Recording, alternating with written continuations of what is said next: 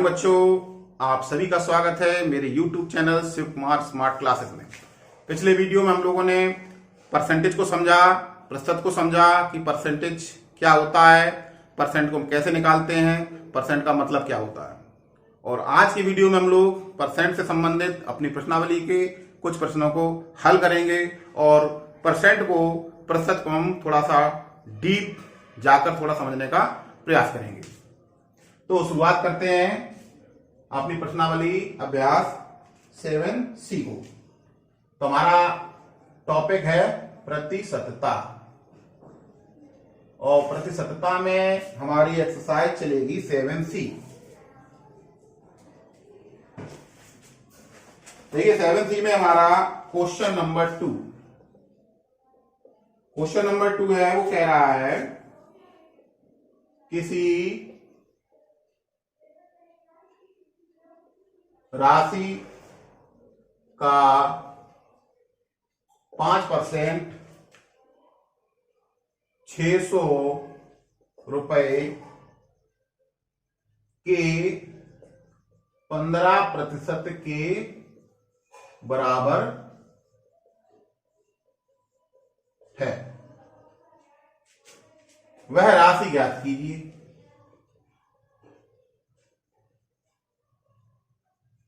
वह राशि ज्ञात कीजिए। देखिए, सबसे पहले कोई भी प्रॉब्लम है हमारी, तो उस प्रॉब्लम को हमें पहले समझना है, चाहे रियल लाइफ हो, चाहे हमारी टेक्स्ट बुक की बात हो।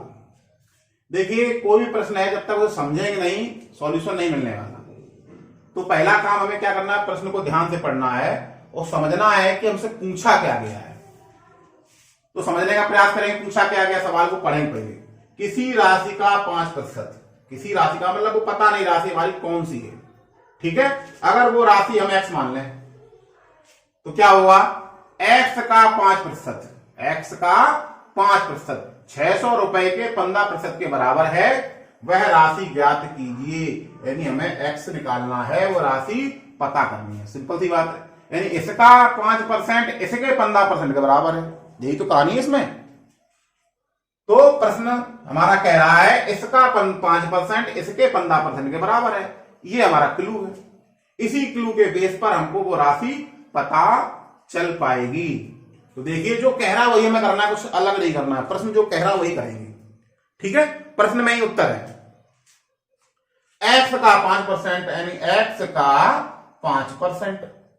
भाई किसी का परसेंट निकालते तो कैसे निकालते, x का 5% निकालना है तो x गुणा 5%। वो किसके बराबर है, वो 600 रुपए के 15%, यानी 600 का अगर हम 15% निकालें तो x के 5% के वो क्या है, बराबर है।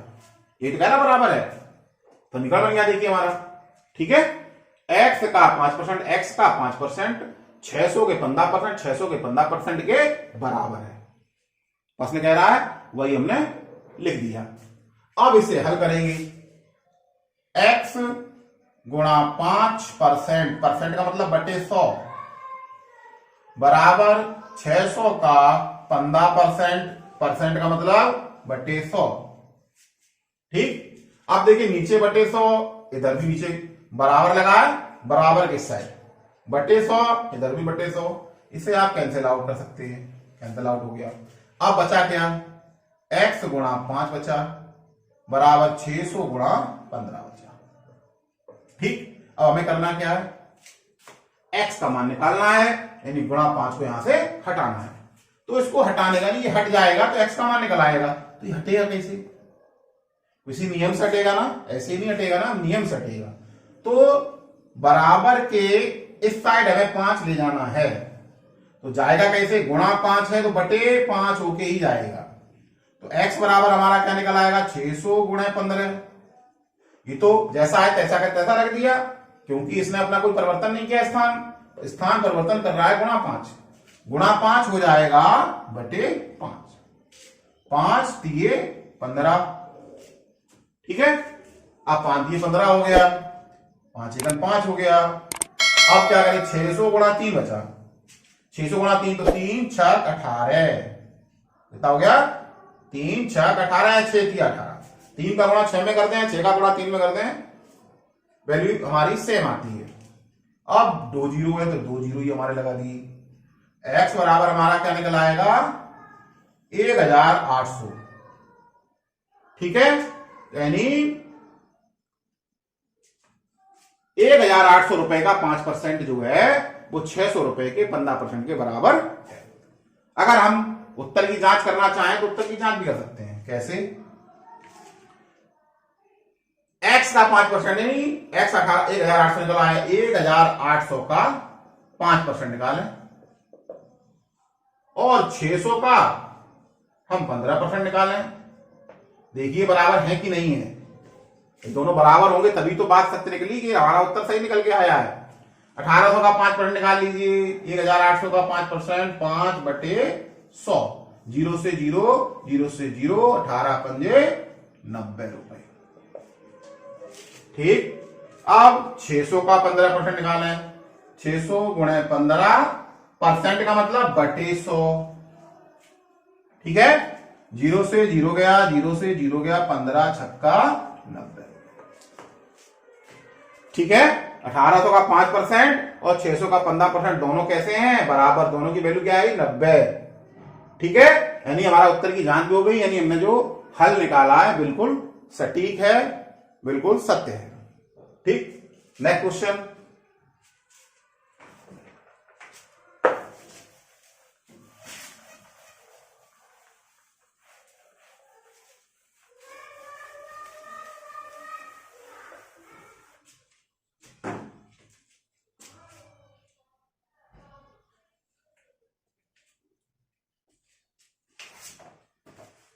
नेक्स्ट प्रश्न हमारा कह रहा है क्वेश्चन नंबर 3। एक चुनाव हुआ है, ठीक है, इलेक्शन। एक चुनाव में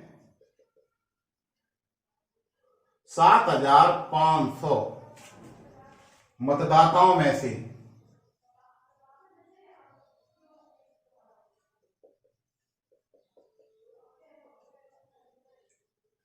20% मतदाताओं ने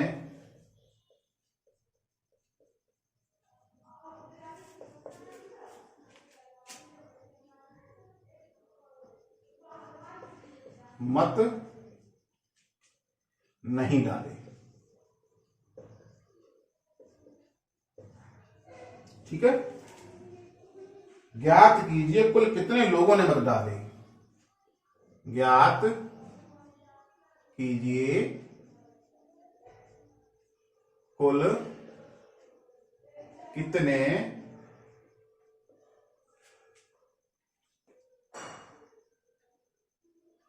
लोगों ने मत डाले,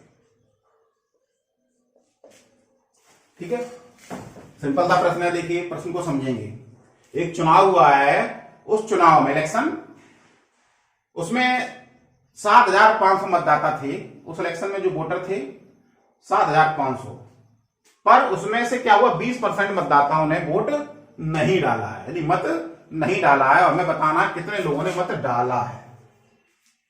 ठीक, सिंपल सी बात समझते हैं। अगर हम कहते हैं कि हमारा पेपर 100% हो गया, 100% का मतलब पूरा हो गया, यानी जितने क्वेश्चन 10 क्वेश्चन थे 10 के 10 कराए, यानी 100% हो गया। अगर हम कहते हैं कि नहीं यार ऐसा हुआ कि 20% हमारा छूट गया, 20% छूट गया का मतलब 100 में 20 छूट गया, यानी हम 80 करके आए हैं, यही तो मतलब हुआ। 20% छूटने का मतलब क्या, 80% हमने अटेम्प्ट कर लिया। ठीक, वही कहानियां हैं। 7500 मतदाता हैं, 20% मतदाताओं ने वोट नहीं डाला, तो कितने लोगों ने वोट डाला? 80% मतदाताओं ने वोट डाला। तो हमें पूछा क्या गया, कितने लोगों ने वोट डाला। परसेंटेज तो पूछा नहीं, कितने प्रतिशत मतदाताओं ने वोट नहीं डाला। प्रतिशत मतदाता तो पूछा नहीं है ना। कुल कितने लोग पूछे हैं, प्रतिशत लोग नहीं पूछे। अगर पूछता कि कुल कितने प्रतिशत लोगों ने मत डाले, तो सिंपल सी बात है, 20% 100 में 20% लोगों ने नहीं डाले तो 80% लोगों ने डाले। पर प्रश्न हमारा परसेंटेज का नहीं है कि कुल कितने प्रतिशत लोगों ने मत डाले, लोगों ने डाले, कितने लोगों ने मत डाले, यानी हमें टोटल प्यूपिल चाहिए, टोटल वोटर चाहिए हमारे। ठीक है, तो इसका मतलब क्या है, अगर हमारे 7,500 मतदाता थे, 80% वोटर ने वोट किया है, तो हम क्या करेंगे, 7,500 का 80% निकाल लेंगे और वो हमारे वोटर निकल आएंगे जिन्होंने मत डाले। एक तरीका ये हो गया। दूसरा तरीका क्या है, 7,500 मतदाताओं में से 20% मतदाताओं ने वोट नहीं डाले, तो पहले ये निकालना कितने लोगों ने वोट नहीं डाले, है ना, ये तरीका है ना। पहले ये पता कर ले कितने परसेंट लोगों ने वोट नहीं डाले, कितने लोगों ने, और जब निकल आए कितने लोगों ने नहीं डाले, बाद में उनमें घटा देंगे तो पता चल जाए कितने लोगों ने डाले। ठीक, तरीका ये होगा, ये भी सही है। ऐसे चाहो तो ऐसे निकाल लो, पहले निकाल लो कितने लोगों ने मत नहीं डाला, बाद में घटा के निकाल लो कितने लोगों ने मत डाला। दूसरा तरीका ये है, सीधे सीधे निकाल लो, पहले घटा लो, पहले इसमें बाद में घटा रहे तो पहले घटा लो। 20% मतदाताओं ने डाला, यानी घटा लो 100 में से 20, 80% मतदाताओं ने वोट डाला, 20% नहीं डाला, 80% ने डाला, तो टोटल का 80% निकाल लेंगे, तब भी हमारा उत्तर आ जाएगा। तो देखिए हमारा कितना क्या उत्तर आएगा, देखिए कुल मतदाताओं ने मत डाले, है ना, कुल मतदाताओं ने मत डाले कितने, 7,500 के 80% मतदाताओं ने वोट डाले। 7,500 का 80% हम निकालेंगे, 7,500 गुणा 80%, परसेंट का मतलब बटे 100, 1/100। ठीक है, तो 80/100। अब देखिए क्या करें, अब इसे सरल करेंगे, 0 से 0 गया, 0 से 0 गया, 75 गुणा 80 इतना बचा ना। अब 75 गुणा 80 करेंगे तो कैसे करेंगे, 8 5 40, हाथ से लगी 4, 8 7 56 और 4 60, 75 गुणा 8 में करेंगे 600 आ गया, और ये 0 बच गया है, इसे भी लिख देंगे, यानी 6,000 लोगों ने वोट डाले। ठीक है, कितने डाले, 6,000 लोगों ने वोट डाले।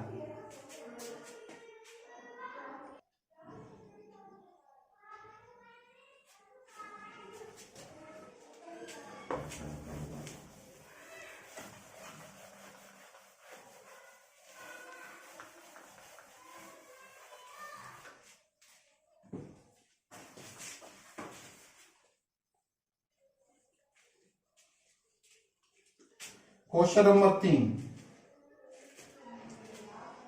क्वेश्चन नंबर 3 हमारा हो गया है क्वेश्चन नंबर 4। क्वेश्चन नंबर 4 कह रहा है खड़िया, यानी खड़िया है, खड़िया जो लिखते हैं, खड़िया में 40% कैल्शियम है। ठीक है, 12% कार्बन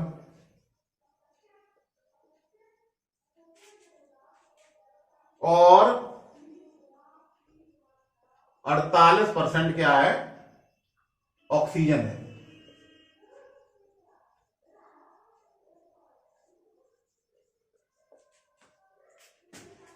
1 किलोग्राम खड़िया में, 1 किलोग्राम खड़िया में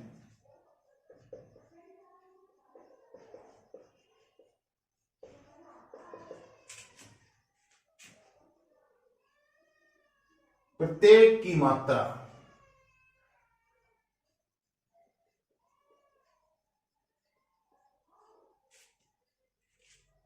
ग्राम में बताइए।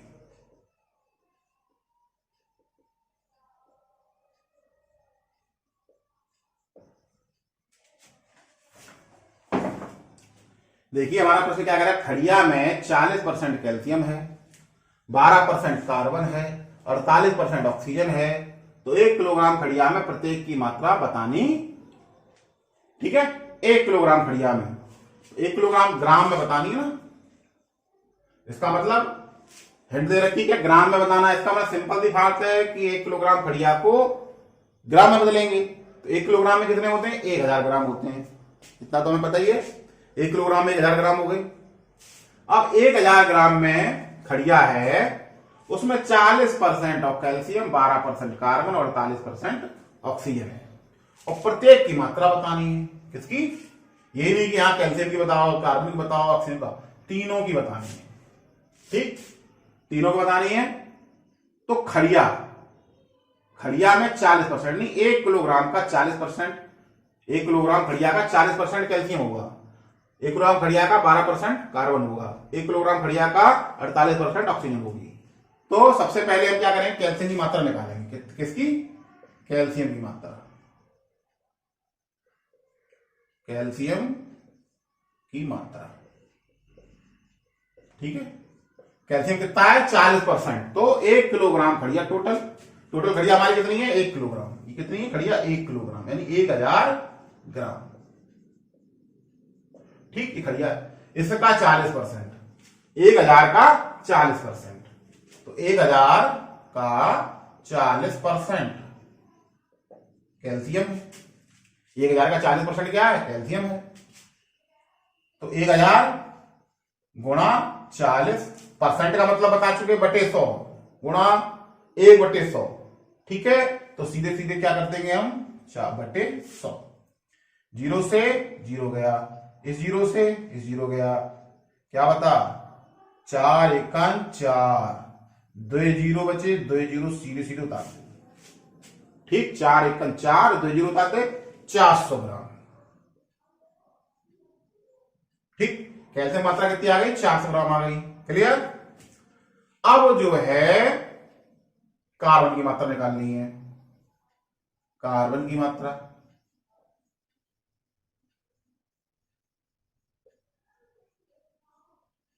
कार्बन मात्रा कितनी है? 12% कार्बन है, यानी 1000 ग्राम घड़िया में 12%, तो 1000 का 12% निकाल लेंगे।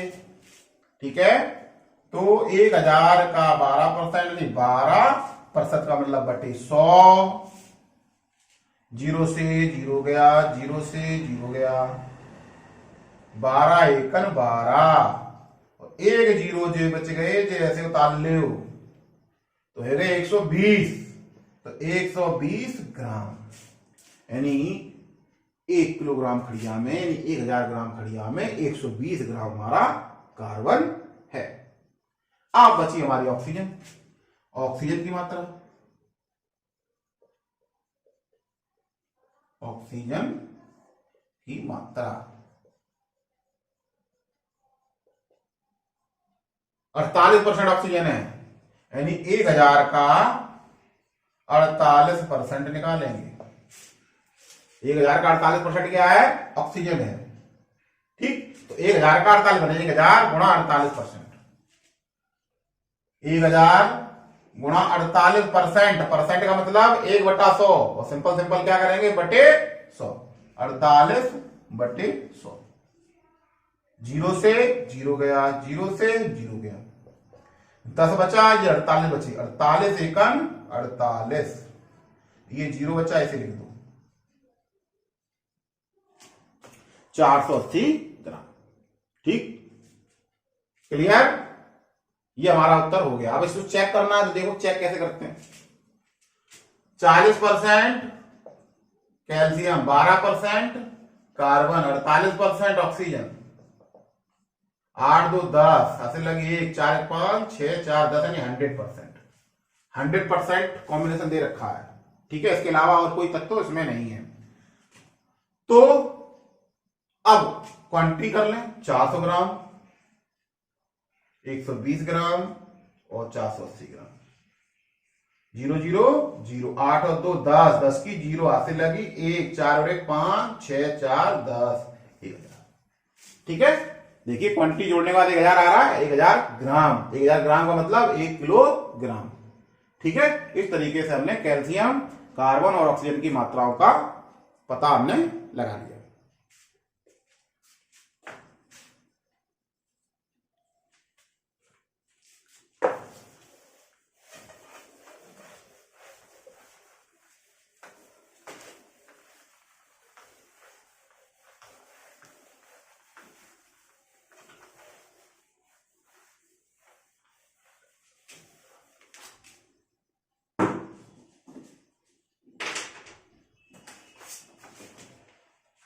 क्वेश्चन नंबर हमारा 5। क्वेश्चन नंबर 5 कह रहा है एक गांव की जनसंख्या, एक गांव की जनसंख्या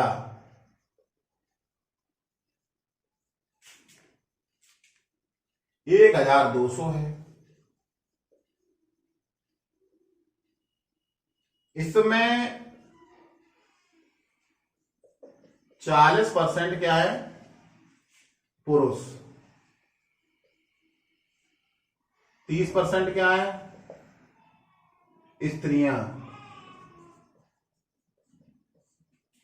और शेष बच्चे हैं, और शेष बच्चे हैं। तीनों की अलग अलग संख्या ज्ञात कीजिए। तीनों की अलग अलग संख्या ज्ञात कीजिए।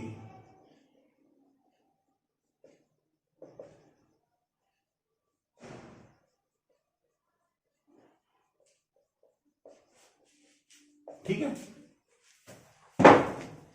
एक गांव है, उस गांव की जनसंख्या कितनी है? 1200, यानी 1200।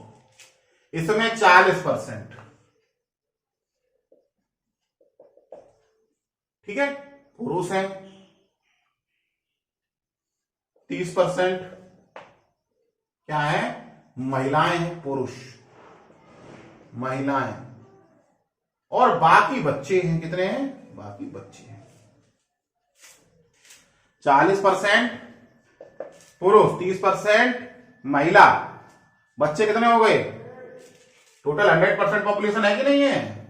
100% पॉपुलेशन में से 40% पुरुष, 3% महिला, तो बच्चे कितने बचे? 40 और 30 70, 70 घटा दो 30%। समझे सवाल? तो सवाल कह रहा है कि एक गांव में 1200 लोग हैं, जिसमें 40% पुरुष, 30% महिलाएं और 30% बच्चे हैं। लेकिन इसमें दे नहीं रखा शेष बच्चे हैं, तो इसमें समझना है हमें शेष बच्चे का मतलब क्या? बचा हुआ जो भी है। 40% पुरुष, 30% स्त्री, यानी 70% पॉपुलेशन बता दी। तो बची कितनी पॉपुलेशन? 30%। 40 30 70 और 30 और, तो 30% बचा है, तो वो 30% हमारे क्या है? वो बच्चे हैं। ठीक है। अब तीनों की अलग अलग संख्या ज्ञात करनी है, यानी पुरुष भी बताने, स्त्रियां बतानी है और बच्चे ही बताने हैं। और टोटल पॉपुलेशन हमारी दे रखी है। जैसे हमने पिछला प्रश्न किया था उसी प्रकार से हम ये वाला प्रश्न भी हल करेंगे। तो हमें क्या बताना? पुरुषों की संख्या, पुरुषों की संख्या, ठीक है, और महिलाओं की संख्या।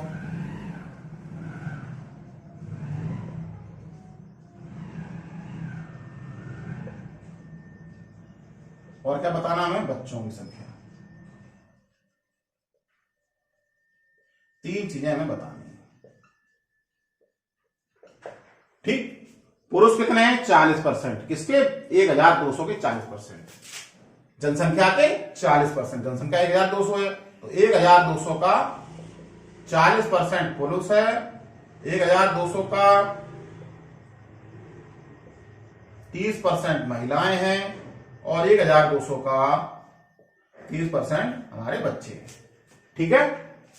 पुरुषों की संख्या ये, महिलाओं की संख्या ये, और बच्चों की संख्या ये। इनको जो हल करेंगे तो हमारा उत्तर निकल आएगा। ये आपका होमवर्क है। इनको हल करेंगे और हल करने के बाद इनकी संख्या हम ज्ञात करेंगे। ठीक है। इसको हम सॉल्व नहीं कराएंगे, टेक्निक हम समझ चुके हैं, किस तरीके से प्रश्न हल करना है वो समझ चुके हैं। अब इसका क्या है? सिर्फ सरलीकरण रह गया है, तो वो सरलीकरण हम लोग करेंगे। ठीक है। Next question.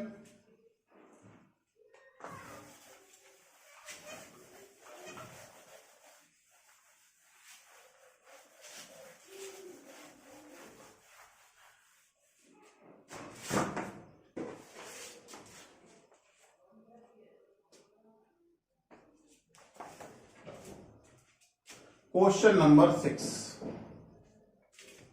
कह रहा है एक मिश्रण में, एक मिश्रण है कोई, ठीक है, एक मिश्रण में 20% लोहा है। कितना है? 20% लोहा, 38% रेत है,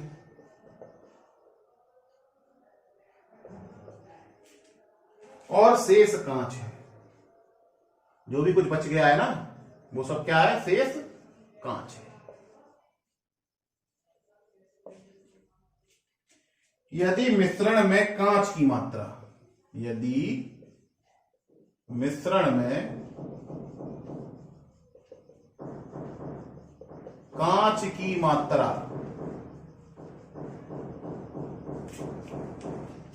168 ग्राम है,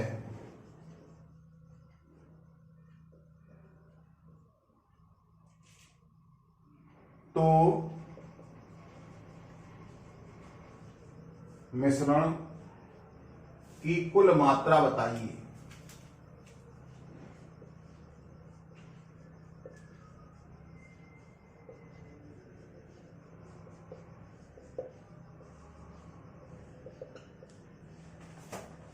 देखिए प्रश्न को समझेंगे। एक मिश्रण है, कोई भी मिश्रण है, उसमें 20% लोहा है, 38% रेत और शेष कांच है। शेष कांच है। यदि मिश्रण में कांच की मात्रा दे रखी, किसकी मात्रा दे रखी? कांच की मात्रा दे रखी 168 ग्राम है, तो मिश्रण की मात्रा बतानी। ठीक है। प्रश्न को हल करने के लिए सबसे पहले हम मिश्रण में कांच की मात्रा ज्ञात करेंगे। ठीक है, यानी परसेंटेज, यानी मिश्रण में कितना परसेंट हमारा कांच है। तो मिश्रण में कांच की प्रतिशतता,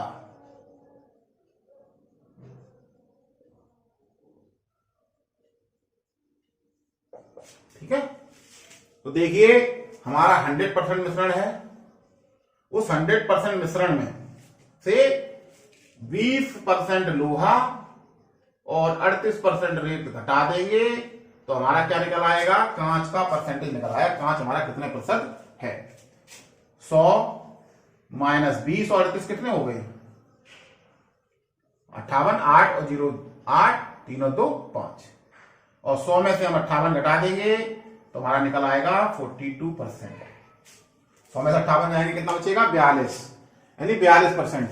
तो कहने का मतलब क्या है? मिश्रण में 42% कांच है। ये प्रश्न हमारा कह रहा है मिश्रण में कितना है? 42% कांच। शेष कांच है ना, शेष कांच का मतलब 42%।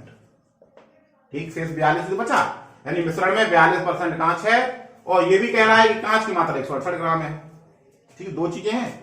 कांच की मात्रा 168 ग्राम है, मिश्रण में कांच 42% है। तो कहने का मतलब है कि मिश्रण में 42% हमारा कांच है, और कांच हमारा है कितना? 168 ग्राम है। यानी जो ये उत्तर आएगा और ये उत्तर दोनों हमारे कैसे होने चाहिए? बराबर होने चाहिए। तो मिश्रण में 42% कांच है और कांच हमारा है कितना? 168 ग्राम है, तो दोनों बराबर होने चाहिए। तो इस तरीके से हमारी क्या है? समीकरण बन गया। तो x गुणा 42% का मतलब बटे 100 बराबर 168। अब क्या करेंगे? x का मान निकालना नहीं, ये हमारी संख्या को यहां से हटाना है। x बराबर के बाद 168 है, इसके साथ कोई छिड़खानी नहीं करनी, बराबर के बाद 168 लिख दिया। गुणा 42 बटे 100, बटे 100 जाएगा इधर तो गुणा 100 हो जाएगा, और गुणा 42 जब इधर आएगा तो बटे 42 हो जाएगा। अब कट्टा पिट्टी करते हैं। देखिए